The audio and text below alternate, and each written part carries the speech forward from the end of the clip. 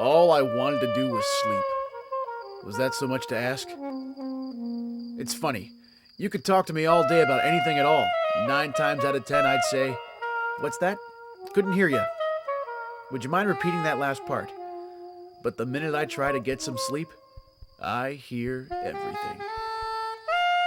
The crickets outside, my own heartbeat, even the faucet dripping.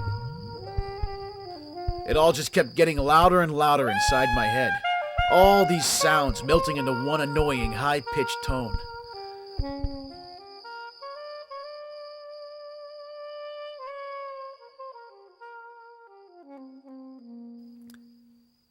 Late-night TV is awful. Infomercials and third-rate talk shows about nothing.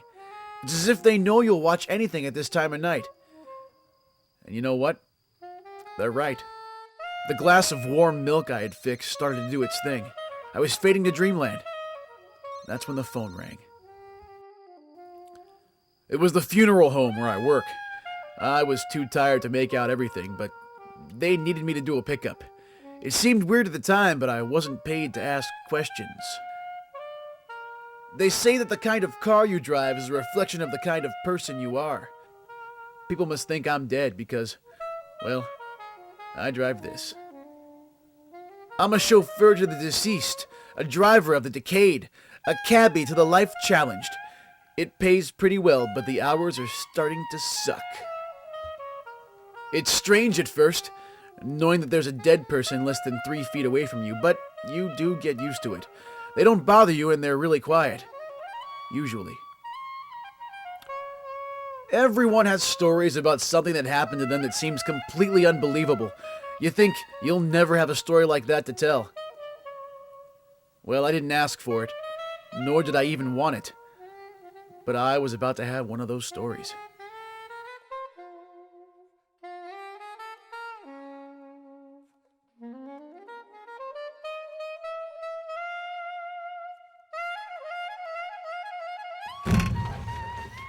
Holy jeez! You gonna eat that? The smell of embalming fluid told me immediately that this wasn't just some dude off the streets.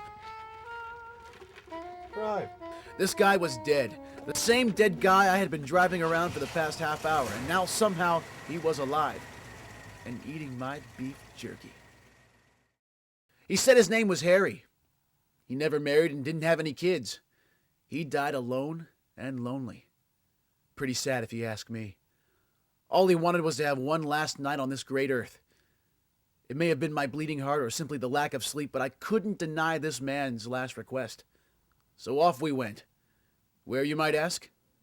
Well, any place he wanted to go.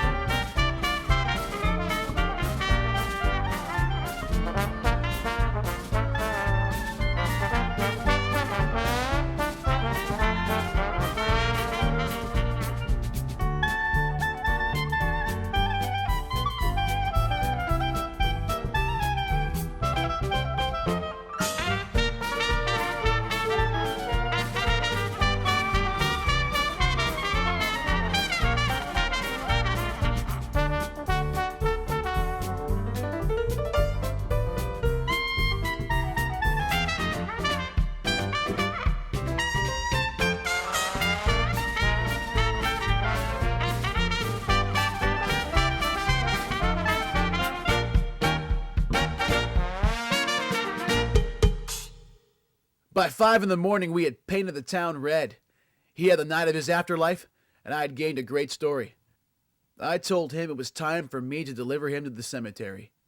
He smiled. Heck, I smiled. Then he punched me in the face.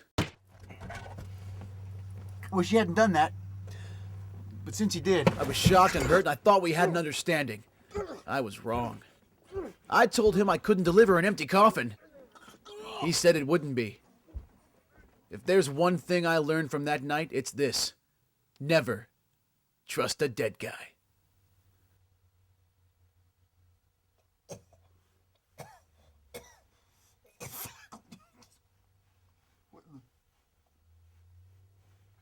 oh, whoa! Oh, okay. Hello? Harry? Harry! Don't make me do my martial arts! Son of a bitch. It really hurts! All I wanted to do was sleep. I guess I got my wish.